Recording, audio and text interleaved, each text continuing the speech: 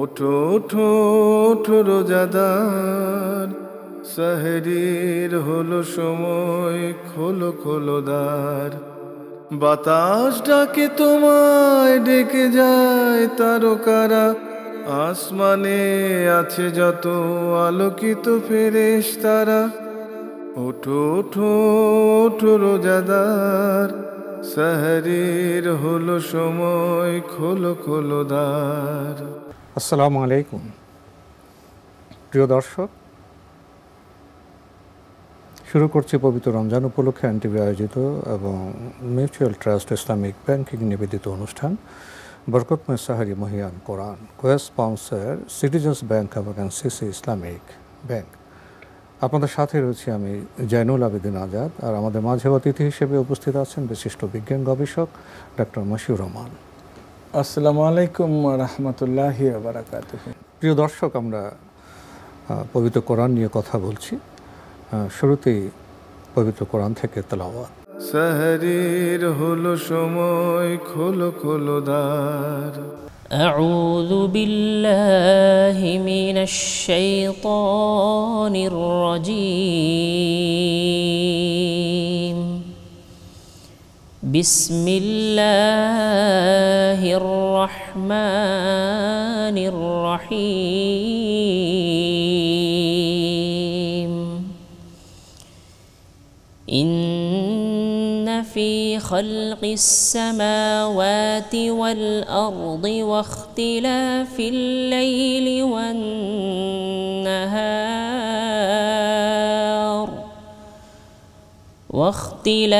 الليل والنهار لآيات لأولي الألباب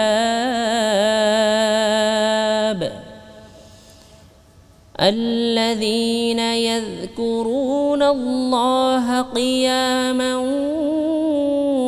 وقعودا وعلى جنوبهم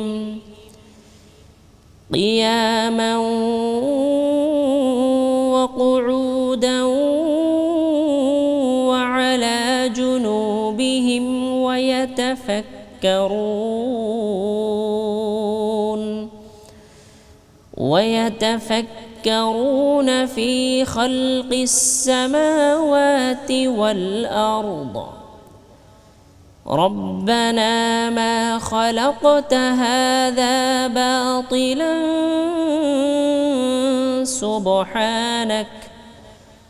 سبحانك فقنا عذاب النار. ربنا إنك من تدخل النار فقد أخزيته وما للظالمين من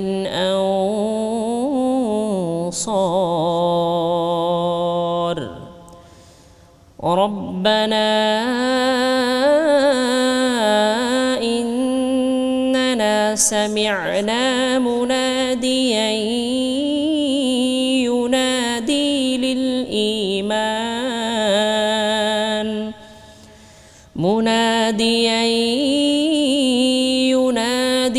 للإيمان أن آمنوا بربكم فآمنا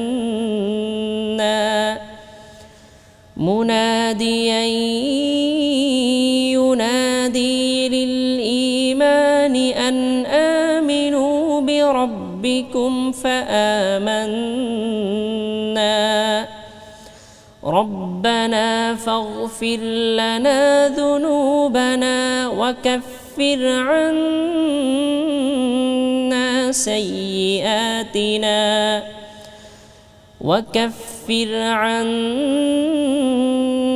سيئاتنا وتوفنا مع الأبرار. ربنا وآتنا ما وعدتنا على رسلك ولا تخزنا يوم القيامة إنك لا تخلف الميعاد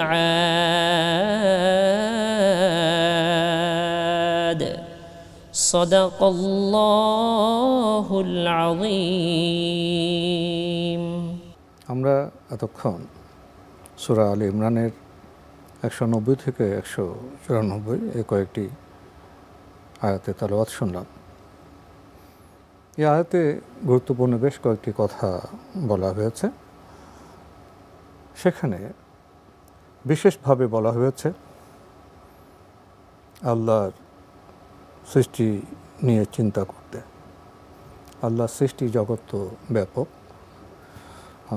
সে আলোচনা আমরা আমাদের আজকের অতিথি ডক্টর মশিউর রহমান ভাই থেকে শুনব।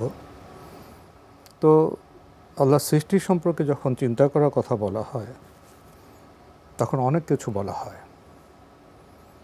অনেকে মনে করেন ইসলাম তো একটি বিশ্বাসের বিষয়, এখানে আবার চিন্তা করা কি আছে। এবং অনেকে বলেন যুক্তিতর্কের যে একটি জনপ্রিয় বিষয় আছে তা দিয়ে কি ইসলামকে বিচার করা যায়?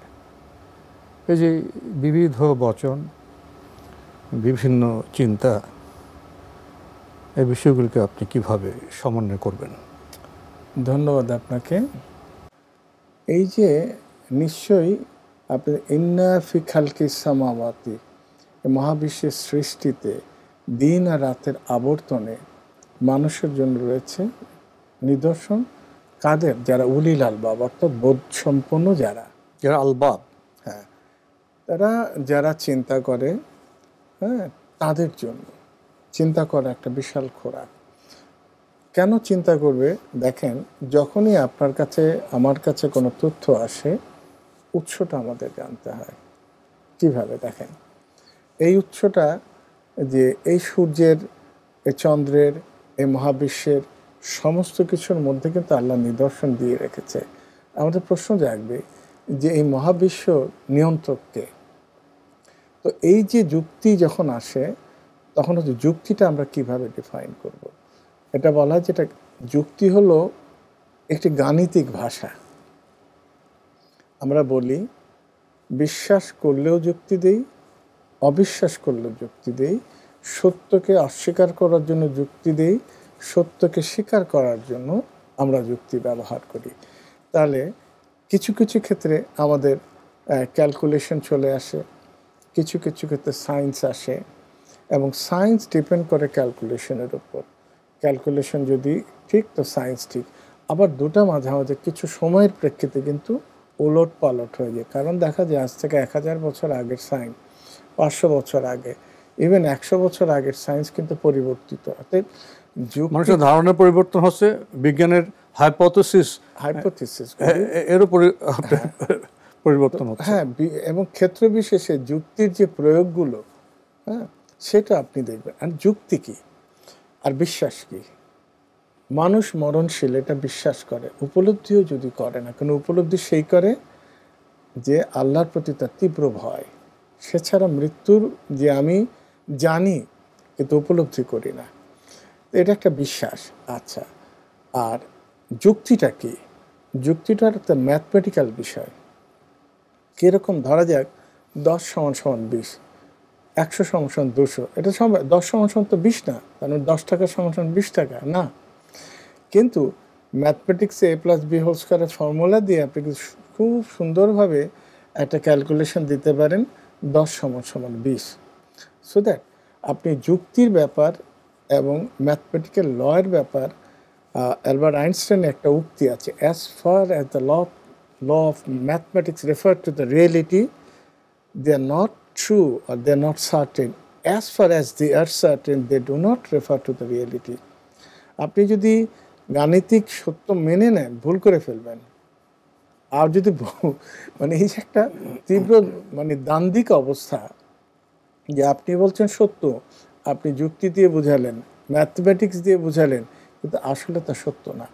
তাহলে আপনার কোনো কিছুর উপরে আলটিমেটলি দেখবেন যুক্তি ডিঙিয়ে যাবে বিশ্বাসে। কারণ যুক্তি, that is logic, science, calculation, তিনটার কম্বিনেশন হচ্ছে ফেইথ।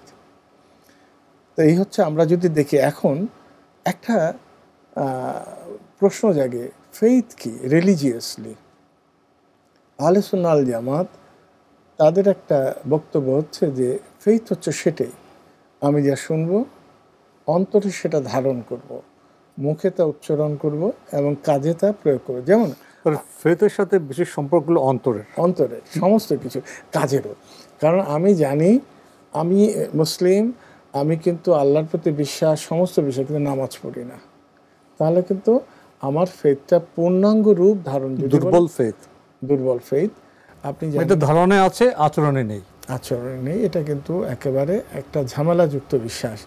আবার আমি যদি আব্দুল্লাহ আল বারি, তিনি বলছেন যদি কোনো কিছু মনের মধ্যে ধারণ করা হচ্ছে অথচ তার প্রয়োগ নাই, যেমন আমি এই লোকটাকে প্রচণ্ড ভালোবাসি, আমি তার অসময়ে আমি সাথী হব, লোকটা বিপদে পড়লে আমি সাহায্য করলাম না, তাহলে ফেইথ হচ্ছে ঠিক ওই রকম যে আমি মনে যা ধারণ করব সেটা প্রয়োগ করব, কথা কাজে মিল থাকতে হবে।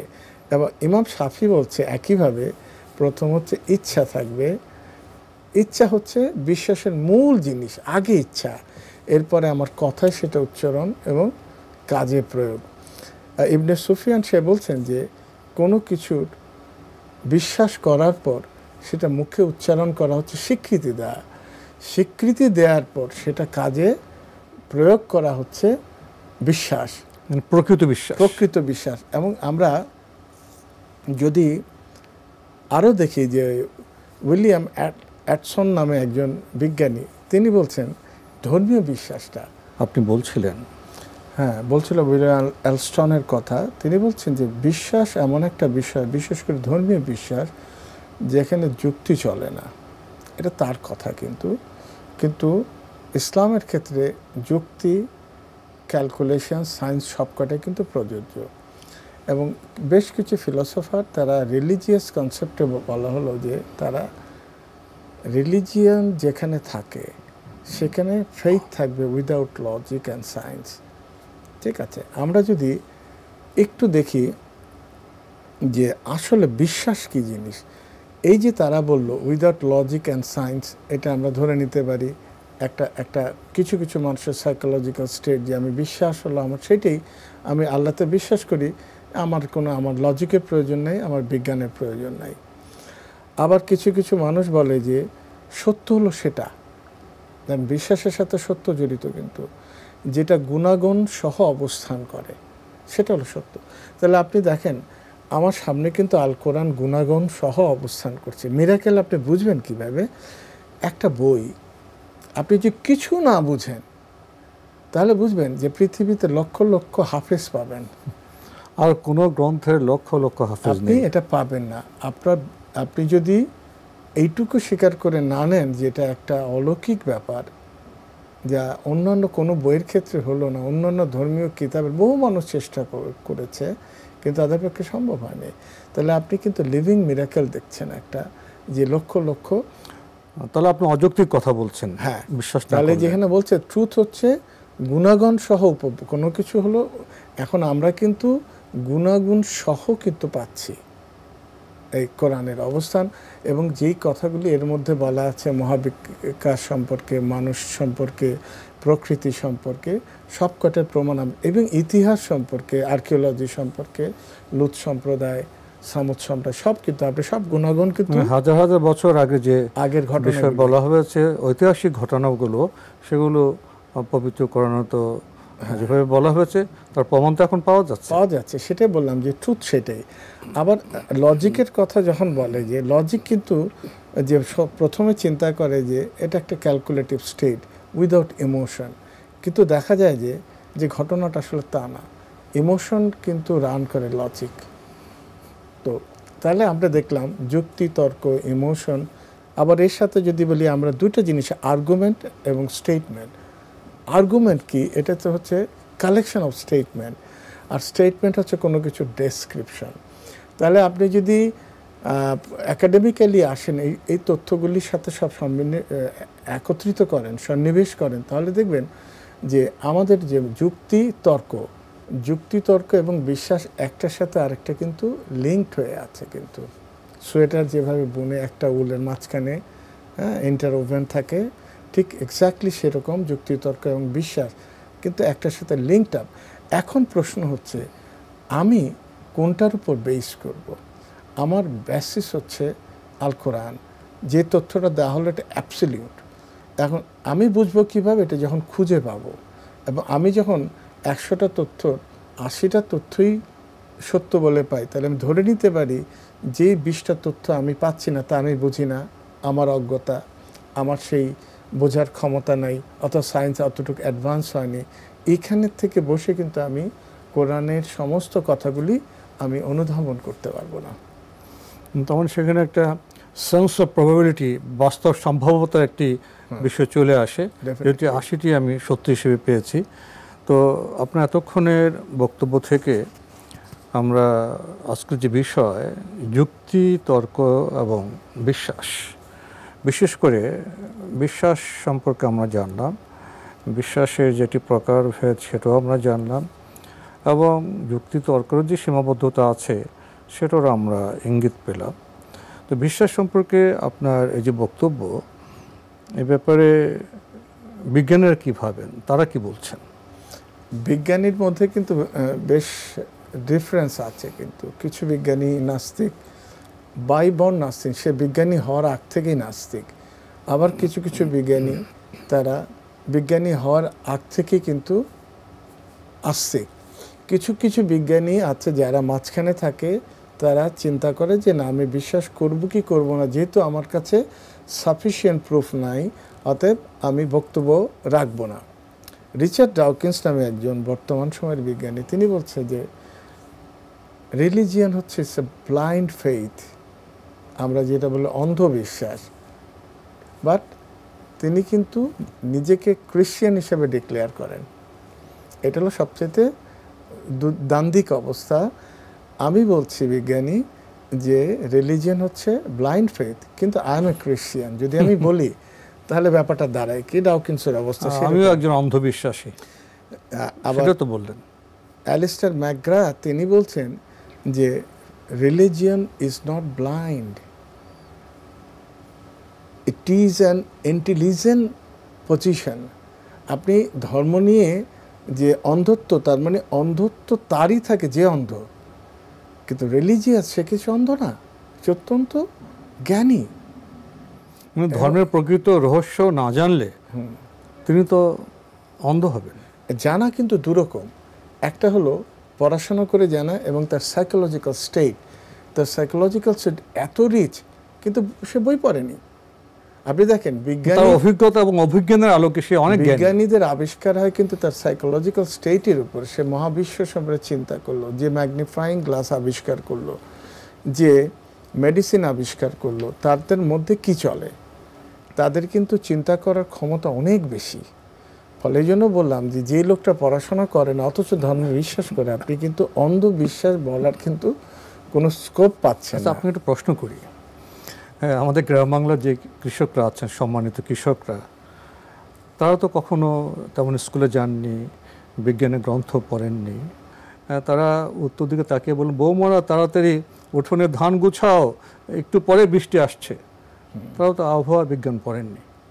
তারা এটা কিভাবে জানলেন? এটা কি তাদের অভিজ্ঞতা বা অভিজ্ঞান থেকে? এটা হচ্ছে কি, এটা মানুষ শিখে নেয় হচ্ছে পরিবেশ থেকে, তার সময়ের সাথে সাথে তার কাজে। একটা বইয়ের কথা বলি, the old man and the sea, Ernest হেমিংওয়ের একটা বই, যেটা নোবেল পুরস্কার প্রাপ্ত খুব চমৎকার উপন্যাস। সেখানে কিন্তু একটা বৃদ্ধ লোক তার সাথে সমুদ্র পাড়ে যে জীবন, সমুদ্রের যে জীবন, মানে তার জীবন সংগ্রাম, সমুদ্রে সংগ্রামের ব্যাপার একটা বলে, একটা কথা ছিল যে সে সকালবেলা বলে যে আজকে যদি প্রচণ্ড ঝড় উঠবে, এই ঝড় যদি আমরা কাটাতে বাঁচি তাহলে একটা দেখেন সকালে ছিল, রাইটার বলছে যে পরিবেশটা ছিল একদম রৌদ্র, কোনো কোথাও ঝামেলা নাই, কিন্তু দেখা গেল দুপুর গড়ানোর সাথে সাথেই কিন্তু তীব্র ঝড় আসলো। এটা বললাম হলো যে অভিজ্ঞতাতে, এই বয়স্ক লোকের অনেক দিনের অভিজ্ঞতা, মানুষের একটা অভিজ্ঞতা থেকে। এবং আপনি জানেন মরুভূমি দিয়ে তারা দেখে দেখে কিন্তু চলাচল করতো, দিনে ওরা রেস্ট নিত, রাতে কিন্তু তারা দেখে তাদের মুভমেন্ট হতো। এটা কিন্তু অভিজ্ঞতা, শিক্ষা দুটোই আছে, সিনিয়রের কাছ থেকে শিখে এবং কিছু কিছু আরেকটি বিষয় যোগ করি, উট কি মরুভূমির এক ধরনের বিজ্ঞানী নয়? ডেফিনেটলি প্রত্যেক প্রাণী বিজ্ঞানী, তো প্রত্যেকটা প্রাণী আসলে জ্ঞান প্রসঙ্গে কথা বলতে গেলে বোধহয় আমাদের অনুষ্ঠান আজকে শেষ হবে না। আমরা এখানে থেমে আপনার কাছে যেতে চাই আরেকটি নতুন প্রশ্নে। আপনার চমৎকার আলোচনায় আমরা বিশ্বাস সম্পর্কে অনেক কিছু জানলাম, কিন্তু আপনার এই যে বিবেচনা, এই বিবেচনাকে বিজ্ঞানীরা কিভাবে দেখবেন? সেটাই, এটা একটা বিশেষ বিষয় যে বিজ্ঞানীরা কিভাবে দেখে। প্রথম আপনি দেখবেন এই যুক্তির তর্ক বিশ্বাস, এটা ব্রেইনে কিন্তু একটা পোর্শন আছে যেটা এটা কন্ট্রোল করে, এটা বলে ভেন্ট্রোমিডিয়াল প্রিফ্রন্টাল কর্টেক্স।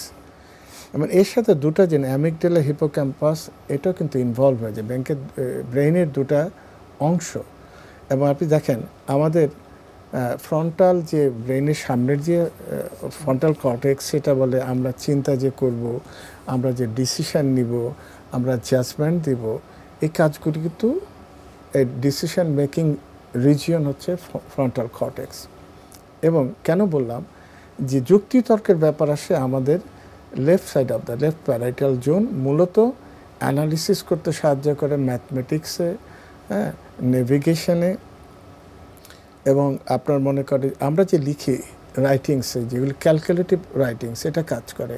তো আপনি দেখেন যে এর মধ্য থেকে আপনি কিন্তু টোটালি কন্ট্রোল করছে যুক্তি তর্ক। আপনি নর্মালি দেখবেন মেয়েরা কিন্তু ইমোশনাল বেশি, কারণ তাদের ব্রেইনের রাইট সাইড দিয়ে তারা ডিসিশন নেয়, সেই জায়গাটা হচ্ছে right side of the brain. এবং এখানে এই পোর্শনে তারা যে অংশটা দিয়ে কাজ করে সেটা হলো ইমোশন, তারা মিউজিক, হ্যাঁ, তারপর আপনি মনে করেন যে বলা যায় আর্ট, এইসব ল্যাঙ্গুয়েজ, এইসব নিয়ে ডিল করে। ফলে দেখা যায় যুক্তি তর্কর ক্ষেত্রে কম্পারেটিভলি ছেলেরা কিন্তু অনেক অগ্রগামী, রেশনাল, রিয়েলিটি বুঝতে পারে। একটা পরিস্থিতি যেটা জাজ করা, সেটা কম্পারেটিভলি ছেলেদের মধ্যে বেশি দেখা যায়। এখন আসে জন লেনক্সের কথাতে, সে বলল যে অন্ধবিশ্বাস প্রমাণ ভিত্তিক বিশ্বাসের মধ্যে পার্থক্য আছে। একটা হলো অন্ধবিশ্বাস আমরা করলাম, আর ওই বিশ্বাসটা যখন আমি প্রমাণ করলাম, আমি কোরআন দ্য আটমোস্ট সায়েন্স আমি যদি বলি, আমি বিশ্বাস করলাম, দেন আমি এটা প্রুভ করলাম, that is the greatest success. হ্যাঁ, বিশ্বাসের ধরনটা দেখেন। এবং আমরা পিটার উইলিয়াম যে কথাটা বলছেন বিজ্ঞানী, তিনি বলছেন যে বিশ্বাস হলো প্রথম আস্থা এবং প্রতিশ্রুতি। যে কোনো কাজের তো একটা প্রতিশ্রুতি থাকবে, এই কাজ করলে কি হবে, রিওয়ার্ড। যেমন আমি বলি যে পৃথিবীতে যদি আমি ভালো কাজ করি, তাহলে এর রিওয়ার্ড আমি আল্লাহ সুবহানাহু ওয়া তাআলার কাছে পাবো। আমি এই পৃথিবীতে ভালো কাজ করলাম, এর বহুভাবে মানুষ পুরস্কৃত হয়। তাহলে দেখা গেল এই বিশ্বাস যে কোনো ক্ষেত্রে, আপনি প্রফেশনাল লাইফে আপনার বিশ্বাসের একটা ভ্যালু আছে। আপনার যদি স্পিরিচুয়াল লাইফের কথা বলেন, সেখানে বিশ্বাসের একটা ভ্যালু আছে। চমৎকার আলোচনা শুনছিলাম আপনার কাছ থেকে, কিন্তু সময় একেবারে সংকীর্ণ হয়ে গেছে। শেষে এসে আপনার কাছ থেকে জানতে চাইব, বিশ্বাস মানেই তো অন্ধবিশ্বাস নয়, বিশ্বাসের বিভিন্ন ধরন আছে, প্রকৃতি আছে। এই সম্পর্কে পবিত্র কোরআনে কি বলা হয়েছে যদি খুবই সংক্ষেপে বলতেন। আপনি জানেন কোরআন মজিদে সূরা তওবার ৮০ নম্বর ৮৪ নম্বর আয়াতে একটা ঘটনা বলা আছে। সেই ঘটনার মধ্যে দিয়ে আপনি দেখবেন আব্দুল্লাহ ইবনে উবাইয়ের কথা আছে। সে কিন্তু মুনাফিকের বলা হয়, একজন মুনাফিক ছিল। তো মুনাফিকুন নামে একটা সূরা এসছে। মুনাফিক তারা রাসূলুল্লাহ সাল্লাল্লাহু আলাইহি ওয়াসাল্লাম ৩টা ক্রাইটেরিয়া দিয়ে দিলেন। তো বিশ্বাসের ক্ষেত্রে আমাদের সূরা মুমিনুন আছে, সূরা মুমিন আছে, যার আরেকটা নাম হচ্ছে গাফির। তাহলে এই বিশ্বাসের কিছু ক্রাইটেরিয়া ওইখানে দেওয়া হয়েছে, কাদ আফলাহাল মুমিনুন আল্লাযিনা হুম সালাতিহিম খাশিউন। এভাবে বিভিন্ন যারা নামাজে যত্নবান, যারা অসার কথা থেকে মুক্ত থাকে, যারা যৌনাঙ্গের হেফাজতকারী, তারা প্রমাণ করবে কাজে। যেই কথা বললাম যে আমি যে বিশ্বাস করলাম, কাজে কি প্রয়োগ করলাম। তো এই সমস্ত ক্রাইটেরিয়া দিয়ে আল্লাহ সুবহানাহু ওয়া তাআলা বলছেন। কিন্তু সায়েন্টিফিক্যালি আপনি ধরেন যে বিশ্বাসের যে ধরনগুলি হয় কীভাবে, প্রি স্কুল গোয়িং, একটা বাবা মার কাছে ফ্যামিলি থেকে শিখে একটা বিশ্বাস শুরু করে, স্কুলে যে বিশ্বাসটা গাঢ় হয় অথবা ডিফার করে, এবং কলেজে যখন আসে তখন সেই বিশ্বাস থাকতে পারে। চতুর্থ তার জ্ঞান, তার পড়াশোনা এটা বাড়ার সাথে সাথে পরিবর্তিত হয়, এবং এরপরে যখন আসে এবং সামাজিকভাবে সে চলাফেরা করে একটা গণ্ডির মধ্যে, যেমন ধরেন এভাবে বলা যায় আমেরিকান একটা ছেলের কাছে কিন্তু মোরাল ভ্যালুস বলতে যেটা বোঝায় সেটা কিন্তু সৌদি আরবে না, আফগানিস্তানে না, আপনি দেখবেন মিডল ইস্টে না, বাংলাদেশে না। সুতরাং এই যে বিশ্বাসের ধরনগুলি আমরা বলা হয় যে ইনটিউটিভ, যেটা প্রি স্কুল গোয়িং, আমরা সিনথেটিক কনভেনশনাল একটা টার্ম আমরা ইউজ করি, এবং কনজুগেটিভ ফেইথ আমরা বলি, যেটা হলো জীবনের রহস্য যেগুলো সেগুলি আবিষ্কার করা এবং সেই মতে জীবনকে পরিচালনা করা, এবং এর মূল জিনিস ভিত্তি হবে আল কোরআন এবং রাসূলুল্লাহ সাল্লাল্লাহু আলাইহি ওয়াসাল্লামের জীবন। উপলব্ধি করা যায় এ বিষয়ে আপনার অনেক কথা ছিল, কিন্তু সময়ে যে মানে মাঝে মাঝে এমন চাপ প্রয়োগ করে শেষ করতে হচ্ছে। আপনাকে অনেক ধন্যবাদ। ধন্যবাদ আপনাকে। প্রিয় দর্শক, আমরা এতক্ষণ দেখছিলাম এনটিভি আয়োজিত এবং মিউচুয়াল ট্রাস্ট ইসলামিক ব্যাংকিং নিবেদিত অনুষ্ঠান বরকতময় সাহারি মহিয়ান কোরআন, কো স্পন্সর সিটিজেন্স ব্যাংক এবং এনসিসি ইসলামিক ব্যাংক। আমাদের অনুষ্ঠান আপনারা এনটিভি অনলাইনেও দেখতে পারবেন। ভিজিট করুন www.ntvbd.com, এছাড়া ইউটিউবে এবং আমাদের ভেরিফাইড ফেসবুক পেজে অনুষ্ঠান দেখতে পারবেন। আজকে আর কথা বলছি না, তবে এটাই বলতে হবে, বিশ্বাস শুধু অন্ধবিশ্বাস নয়, বিশ্বাসের সাথে অভিজ্ঞান আছে, আসমানি বার্তা আছে, উপলব্ধি করতে হবে। মহান আল্লাহ আমাদের সবাইকে নিরাপদে রাখুন শান্তিতে। আসসালামু আলাইকুম। ওঠো ওঠো ওঠো রোজাদার, সাহরির হলো সময়, খোলো খোলো দ্বার।